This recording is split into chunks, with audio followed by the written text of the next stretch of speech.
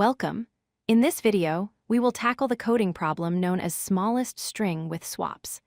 This problem asks us to find the lexicographically smallest arrangement of a string given a specific set of allowed moves. It is a fantastic problem for understanding how graph theory can be applied to string manipulation. Let's look at the input.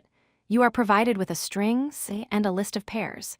Each pair represents indices in the string that can be swapped. The crucial part is that you can perform these swaps as many times as you like. Your goal is to rearrange the characters to create the alphabetically smallest possible string.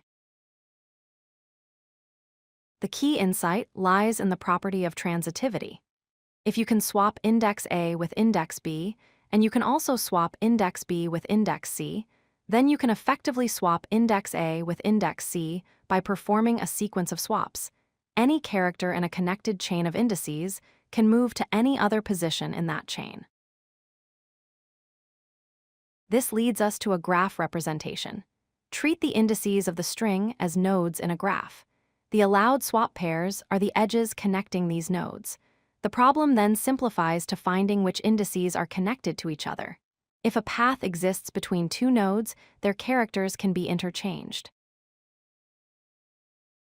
These groups of connected indices form what we call connected components. Within any single component, the characters act like a shared pool. You can arrange the characters belonging to these indices in any order you wish. However, you cannot move a character from one component to a completely different, disconnected component. Our strategy is straightforward. First, we will group the indices into connected components. Second, for each group, we will collect all the characters currently sitting at those positions. Third, we will sort those characters alphabetically to find their smallest arrangement.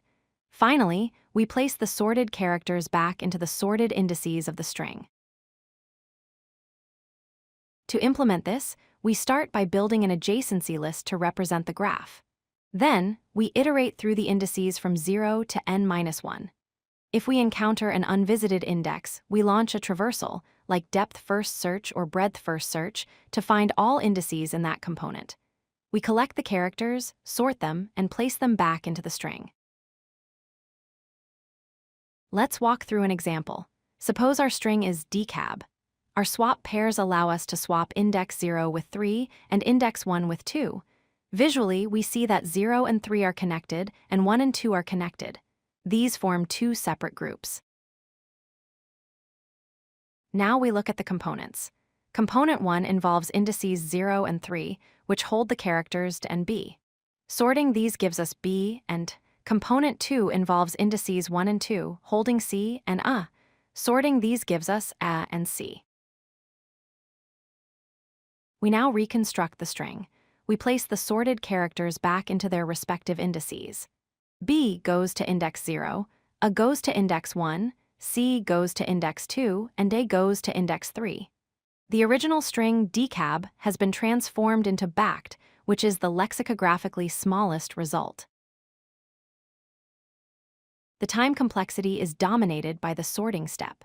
Building the graph takes time proportional to the number of pairs. Traversing the graph takes time proportional to the number of vertices plus edges. However, sorting the characters within the components takes O of n log n time in the worst case. The space complexity is linear, required to store the graph and the visited arrays. To summarize, always look for graph structures in swap problems. Remember that swap permission is transitive. Identify the connected components as they represent isolated pools of characters. Finally, simply sort the characters within each component to solve the problem efficiently. If you like this video, hit that like button and don't forget to subscribe. Visit codelucky.com for more such useful content.